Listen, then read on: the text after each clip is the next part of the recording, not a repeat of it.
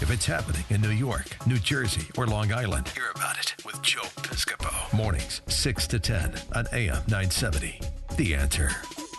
The Real Deal with celebrity chef David Burke is sponsored by Tavern 62 by David Burke, located at 135 East 62nd Street on the Upper East Side of Manhattan, where restaurant magic happens.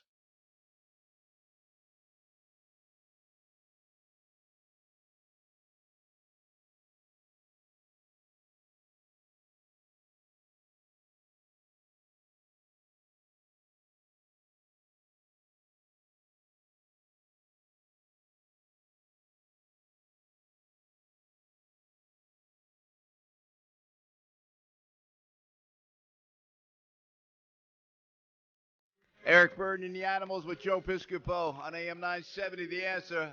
Love my man Eric. 6 minutes after 8 o'clock, 8:06. You know, there's so much going on. It's so crazy what's going on in the world. You and I go through it. We see it. We live it. We feel it. We taste it. We embrace it.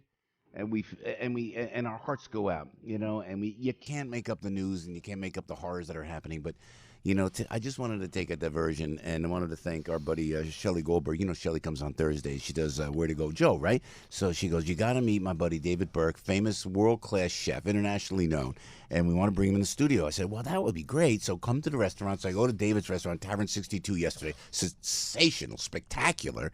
And then I start talking with David Burke. From Hazlet, New Jersey, man. I said, I'm from Bloomfield. He goes, yes, we start talking. And he goes from Hazlet to becoming an international chef, brought food in. He starts preparing the food. I keep thinking, with great respect to Frankie Morano appreciates great cuisine, and he knows great cuisine. But Al loves, like, bacon. So I'm going to just leave it there. We're just going to leave it there, and you're not going to want to miss it. But let's welcome, nice round of applause from my buddy here, David Burke. David, welcome, buddy. Internationally renowned, man. Good to see you, man. You too. Nice to be here. It was so much fun yesterday. Yeah. Talking with you, I mean, I could do 2 hours just with you alone talking. Yeah.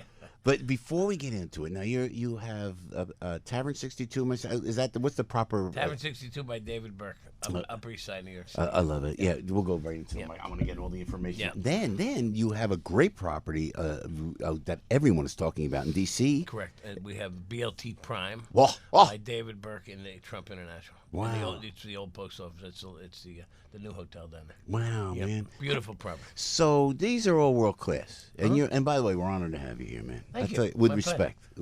And I'm opening a restaurant next Tuesday. Where's it in Jersey? Next down the shore? Yes, Seaway. Oh. It'll be called Drift House by David Burke. It's in the Driftwood Beach Club. And so rumor has it, and I know you're too humble of a guy to say it, but I heard Mr. Springsteen has been known to come and ask, and he loves your chicken. Well, you know, I owned a restaurant called the Fromagerie in Rumson. Sure. Where I started cooking as a teenager, believe it or not. Yeah. Like, you know, and we had to sell it 5 years ago. You know, we sold it. The company sold it. Yeah.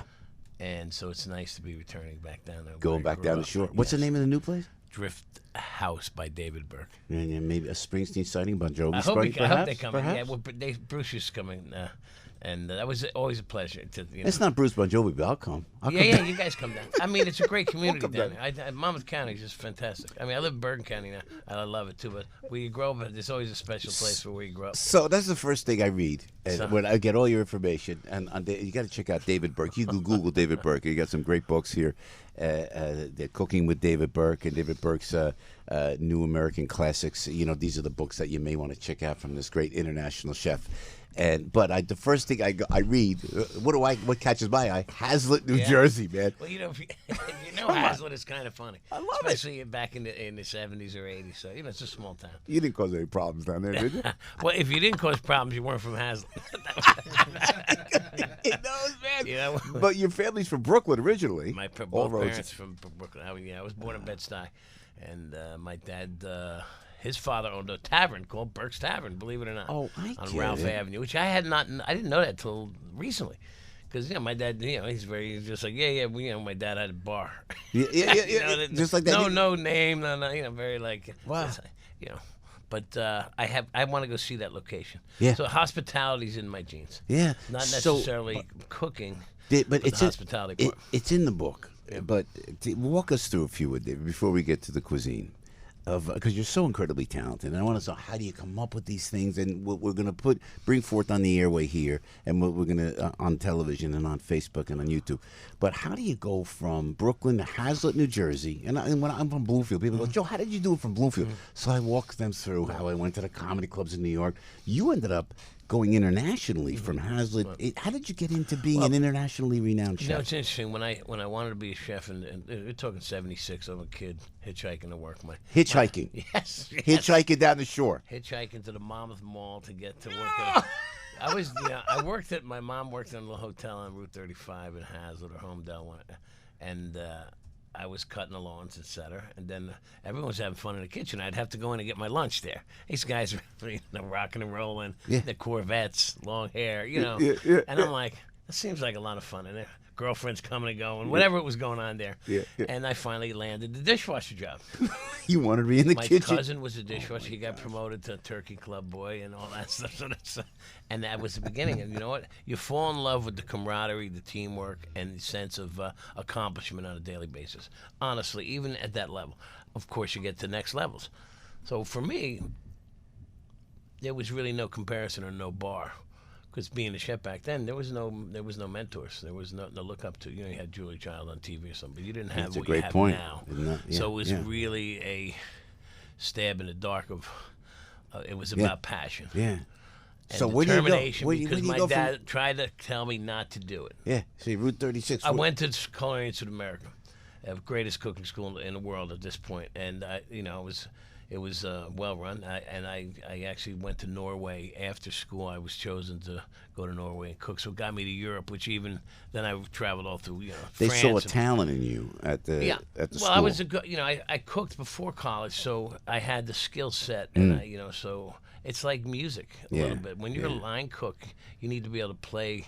You need to be able to cook like someone plays a sport or an instrument. You got to be quick. You're using your hands, your taste, your eyes, all that good stuff. So you got to be quick. Yeah. And you also have to be inquisitive and curious. For me, that's what I've done. I've always been the what if guy. Imagine if. Did you go to Norway? What'd you do in Norway? I worked for a very wealthy family as their personal chef. Get out of here, man! Right off right out of the box, pretty much. Scared shit, man. When'd you go? When'd you go to? Whoops! When they first said, "Would you like to go to Norway?" I'm like, "What exit?" Yeah. That's great. Well, how did you go to France? You went to France too, right? Yeah. Before Norway? Or? No, I went to Norway. I traveled through France. A couple of years later, came back. I was working in the U.S. I moved back to France to study because I wasn't afraid to go to Europe anymore because I had been there. Yeah. So I wasn't afraid of the language barrier and all that. I didn't get paid, but I went and worked in the best restaurants in the world for free. Is that right? Yeah, 1980, 83, 84. And then I went back in 87 and went to pastry school. Oh my God! Outside of Paris, one of the best schools in the world. As an American, how were you treated? Dare I ask? Nothing that a few glasses of wine couldn't handle. Right.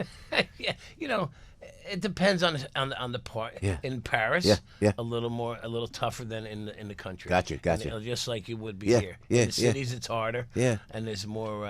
But in general, the hospitality business and chefs internationally treat each other with great. I wasn't a chef yet, but they treat each other with great respect. So you came back to be a chef. I came back. I worked in Westchester at a really famous place called La Cremaillère. Yeah. Then I moved to the River Cafe in Brooklyn, over the bridge, and I was the number 2 for a couple of years, and I became the number 1.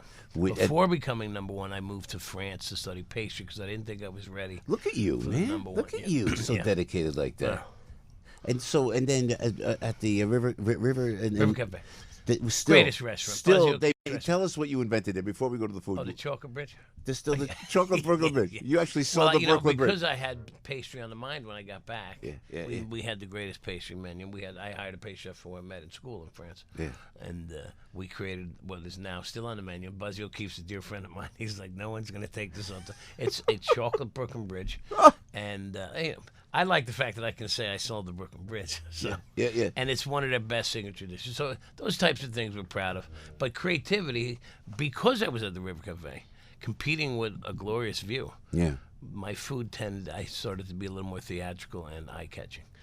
Before Instagram. This is way back in the 80s now. So my food always had a little bit of a presentation flair because, people come in, they're looking at this view. They're trying to get married. You know, it's very romantic. Yeah. You know, the food had to be for me to get the attention. I had to step it up a little bit when it came to when the we look. talked last night, we're talking now. You look at cuisine and what you create, like the way I talk about a bit on stage, a music bit or a comedy bit on stage, or a piece that you do, a performance piece. It's a performance for you in many ways, isn't it? Well, when you write a menu or you create a concept for a style of a restaurant, it all has to fit together. Yeah, man. You know, but we start to break. You know, for example, the one of the chefs that trained me, Charlie Palmer, he had a restaurant in Oriole, and he still does in Times Square, and he had one on 61st. I was my first business opportunity to own a restaurant was with Alan Stillman, who created Smith & Walensky and TJ Fries. So we opened Park. So I was opening 2 blocks away from him. Now, how can my food be better than his? Look at that. If we both have the same recipes, etc.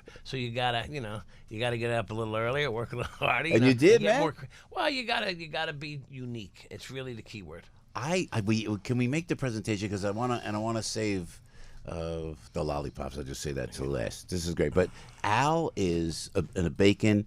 David, Al Gattulo is our bacon aficionado. He's like a bacon freak. So when you make that presentation, wait, you gotta hand me the blowtorch. We were look at this. Look at this. Hold on. We were with Shelly last night. Look at this. Can we got this on camera? You got a picture of that? You got a picture of that? I'm gonna go down here. Wait. Can you get that on camera? Yeah, look at that. Look at that. You want to make me happy? You want to make me happy? This is the way to make me happy. A blowtorch and bacon. Look at this. Look at this. Look at this.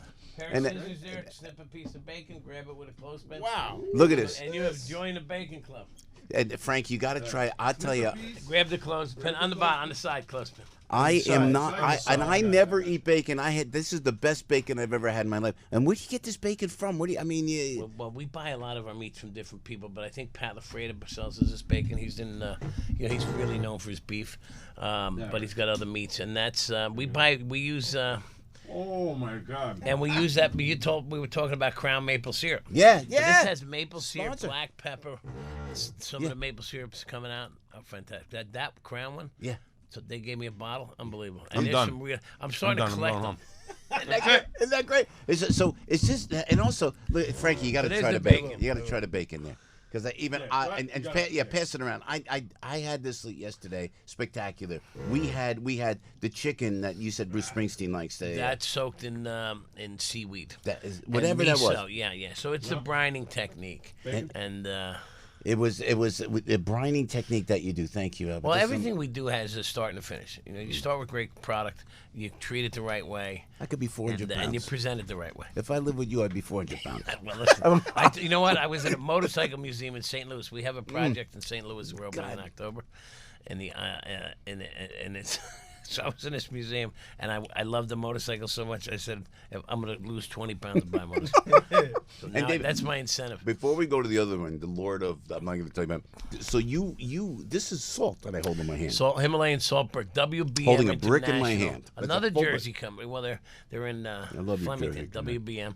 They're the largest importers of this salt in the world. This comes from the Himalayan mountains. This is primordial ocean salt. That's pure salt, as close to the human DNA as possible. Really? Yeah, life came from the primordial ocean. And you age your meat. That steak I had last night to die for? I have a patent on dry aged beef with the salt. Wow, so man. We have this being done for us in Tavern Chicago. 62 by David Burke, and the new restaurant is Tavern 62 by David Burke. New restaurant's called Drift House by David Burke down in Seabright, Driftwood Beach Club, formerly known as Ama. You know, bring in the chicken over there. No, which one, David? Which is the bring chicken? that lobster. The lobster? No, that's octopus. Oh, octopus. But the lobster. The lobster's the one with the That's the chicken wings. That's the one. Give me the one in the ostrich shell. All right, hold on. Give me. So the Lord of the Wings. Look at this. Look at this. Look at this. Lord of the Wings. Lord of the Wings. Thank you, Al. So look at this. Al, this is what I didn't tell you about. Lord of the Wings. We didn't eat that because it came. This is the first time we're working on this dish. That'll be on the bar menu. Brand new. That'll be on the bar menu in Drift House. Okay. I would a little more attack that like a casual. savage. Look at this. So that's poached in soy sauce, honey, garlic, shallots. That's fantastic. Shishitos. Now could eat So this we got to everyone? figure out how we can charge $20 for chicken wings. So we need. No, that presentation. And you have ostrich eggs for me, and then This is a funny. This is a political story. yeah. I get a phone call in 2004 by a girl. She says, "You do anything for the Republican convention?" And I said, "Yeah, elephant ears. You know the elephant." Yeah, good. And she goes, I like "Great it." idea." And I look and I see an ostrich egg on a shelf in my restaurant. I said, "And we're doing elephant eggs." Yeah. And she's like, "Elephant eggs? That's great." I'm sending a photographer. So I had to come up with a dish: scrambled eggs and an elephant and an ostrich shell. Yeah. Comes from Fossil Farms here in New Jersey. Yeah. I try to use everybody local, and we put caviar and lobster. And this is never on the menu, but it's one of those hidden ideas. If you know me, you come in and say, "Can I get an ostrich?" You know. And you got to pass around the lollipop. You're like the lollipop man. Well, you know, I created Cheesecake lollipops, guys. Cheesecake. Look at it. Oh, no, you got. I had one. You're not gonna believe it. You got to have. I'm one. shocked you ate one. Which one should Al have? Which one? I'm gonna go to break. This Whatever, What's pick this one. one? peanut butter. Beautiful. Peanut butter. You peanut got butter. it. I'm sold. He's so hard I'm to done. please. He's so hard One to bite? please. I know. It's a one bite It's a pop? one bite. Okay. Famous David Burke. You got to check it. Just Google David Burke. You're gonna want to check out any of the cuisine that David Burke creates is spectacular, man. And going we to take a appreciate nap. you Hey, coming thank in, you. man. You're kidding? I enjoy this. No, this is great. Thanks for last And night. also, Shelley one other- Goldberg, one- thank you too, If sweetheart. if you like wine, Yeah. we have on every Sunday night 50% off the whole wine list. Tavern At Tavern 62 by David It's Burke, an which was incredible great. value, but and it was great to see you last night. So it's that kind of fun place to. Now, when you come back, we got to talk about all the inside stuff we didn't talk about Oh, this yeah, we got morning, if we time. can. I Can you know. talk about that? Because you got a listen. heck of a life. So, David Burke, Google it. Thank you, David. God Thank bless you, you. brother. Hey, Thanks for pleasure. coming in. Thank you. Just the best. David Burke, right there. Piscopo the morning, 821. Everybody knows this guy. Now, everybody knows he can do a radio show. Joe Piscopo. Mornings, 6 to 10 on AM 970. The Answer.